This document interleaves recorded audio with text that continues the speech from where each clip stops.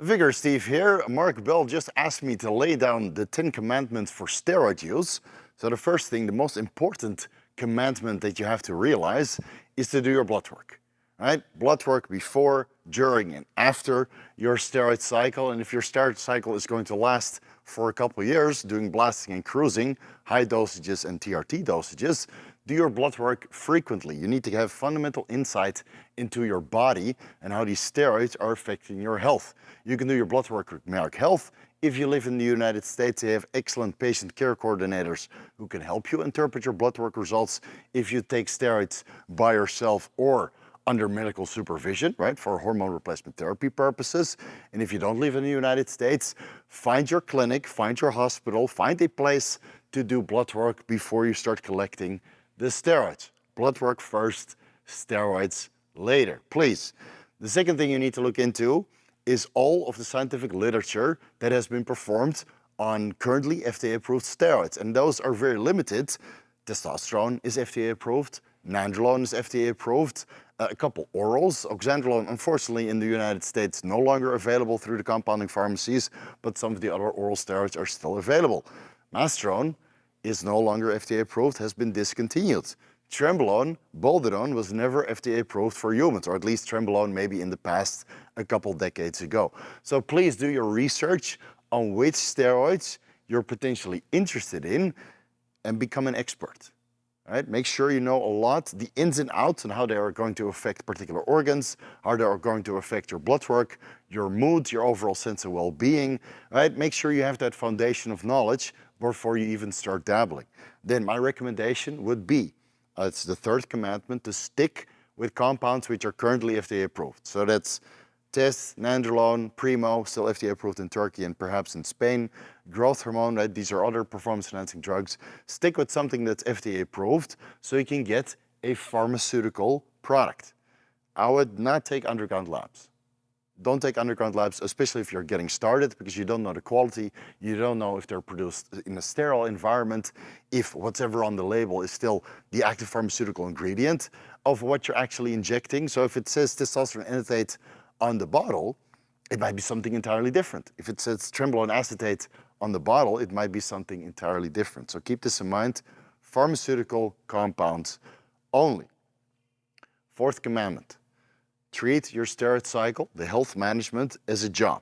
So first we have to do the blood work, then the research, then the sourcing, and putting all of that together for your actual steroid cycle, you have to treat it like a job, because otherwise the training and the nutrition and the sleep and the overall health supplementation, which will also be a commandment, they're not going to work. So if you don't put in the effort of piecing everything together and treating everything that you want out of your steroid cycle as a job, the results simply are not going to be there. Yes, you can take steroids and build a little bit of muscle, but you're not going to gain the amount of muscle that you're after, or the performance that you're after, or the strength increase that you're after if you don't treat this like a project, right? So that's what you have to realize. Just because you're taking steroids doesn't mean you get to neglect everything else. Then the health supplementation, very, very, very important. Just because you do blood work doesn't mean you can't neglect the health supplementation. Astragalus root extract for your kidneys, right? Overall electrolyte intake to control your blood pressure. Magnesium, calcium specifically. I can talk about that for hours, but we only have limited time. Please do a Google research. Do a little bit of self-diagnosis on what or why magnesium and calcium are beneficial for your overall blood pressure. Make sure that you stay on top of your vitamin D3, your ubiquinol, your overall micronutrients, right? That all help with the overall functioning of your body, B vitamins particularly, and magnesium, vitamin D3 as well. Make sure that your supplementation is in place to stay as healthy as possible while you're using these steroids. This way, you can also get away with a lower dose. I know it doesn't sound sexy and appealing. You want to go on this 500 milligrams test cycle, or maybe even more, and throw in the trenbolone sandwich. But if your health is sustained through blood work and health supplementation, you probably don't need as much steroids as you thought you did. And then the sixth commandment you have to look into is the synergy between the different performance-enhancing drugs and the ancillaries that you might be interested in. Because you don't have to hammer the androgen receptor with a boatload of testosterone. You can maybe take a little bit of testosterone and primobolan and anavar on top for a synergistic effect. and then get more anabolism out of a growth hormone or a growth hormone secretagogue, or insulin potentially if you're knowledgeable enough about how to use insulin safely. Again, I have an ebook that covers safer use of insulin if you're interested in taking your steroid cycle to the next level, because it's, in my opinion, that it's better not to megadose steroids for performance purposes, but combine several compounds, including ancillaries for health management, to get a synergistic effect and not get side effects which are generally associated at a higher dose. Generally speaking, when you take performance-enhancing drugs, whether those are steroids, peptides, or ancillaries, the dose is the poison. So if you can stick with a lower dose, but maybe combine a couple different compounds which all have their unique characteristics, you stick with a low dose so you don't get any side effect of this particular drug, but the overall cumulative effect of several different compounds leads to much better results with much better health management. Commandment number 7, it's okay to take breaks. Just because you're on a steroid cycle now doesn't mean you have to stay on a steroid cycle indefinitely. I'm currently on a break, trying to get my wife pregnant, doing ATG and FSH monotherapy. Testosterone levels are about 600, 700 nanograms per deciliter. Is it as cool and high as running an actual steroid cycle? Of course not. It means you get less strong. It means you shrink down. It might mean that you gain a little bit of body fat around your waist. Your body composition will not be as favorable. But the health parameters, right, commandment number 1, improve drastically. So you have to look into it as a cyclical approach. You do a high dose for a particular amount of time to reach your goals, whether that's body composition or strength or whatever other reason you have to run these performance-enhancing drugs. When you attain that goal, it's okay to cycle off. That's why we call it a steroid cycle. You cycle through the steroids, higher dosages, lower dosages, or maybe even completely off if you want to get your partner pregnant, or you're simply not committed enough during the time that you're taking these steroids. If you're going to travel, or you're going to be too busy for school or work or whatever other reason, why take steroids when you can't commit to the project that you previously committed to? So it's okay to come off, or you do a cruise, a hormone replacement therapy dose, right? A certain period of high, you get the most amount of results. Unfortunately, in many cases, this takes a little bit of detraction from your overall health parameters. Your blood work will look worse. You come down in dose, or maybe come off completely. Your blood work parameters improve, but your body composition and your strength and your performance goes down, obviously, unfortunately.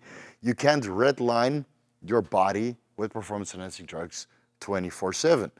And then when you do come off, commandment number 8, make sure that this coming off period lasts longer. You don't come off for 1 week, 2 weeks, 1 month. Come off for a good amount of time to actually clean out. Learn how to appreciate what it feels like to be on cycle again.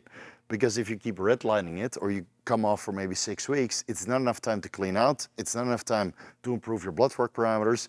It's not enough time to appreciate what these steroids and performance-enhancing drugs are actually doing for your performance and overall body composition. So you need to go through the roller coaster, and for every up, there needs to be a certain period of down. Otherwise, you're only up, and guess what? When you're redlining it up, your health parameters will go down, you will start to look older, you won't be able to sustain this high level of performance indefinitely anyway. Come off for a while, enjoy the ride, and then when you are healthy and ready to ramp up the dosage and performance and overall strength again, then you will certainly attain your goals at that higher level compared to your previous cycle. Commandment number 9, after a couple of years, maybe even decades using performance-enhancing drugs, pay it forward. Share your experiences. Everything that you did wrong or did right, again, that's based on your opinion and your research, everything that you experienced during multiple cycles of steroids and other performance-enhancing drugs, share it with your community, whether that's in the gym or online on YouTube, social media.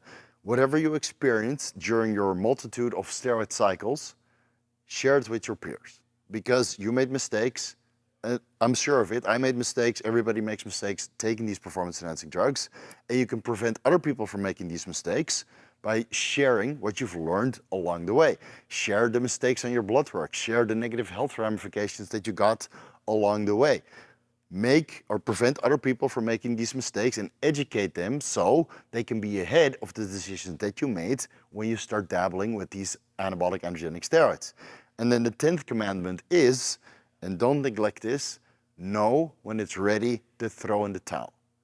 If you're covered in injuries, if your health can no longer be managed, if you're moving forward to another phase of your life.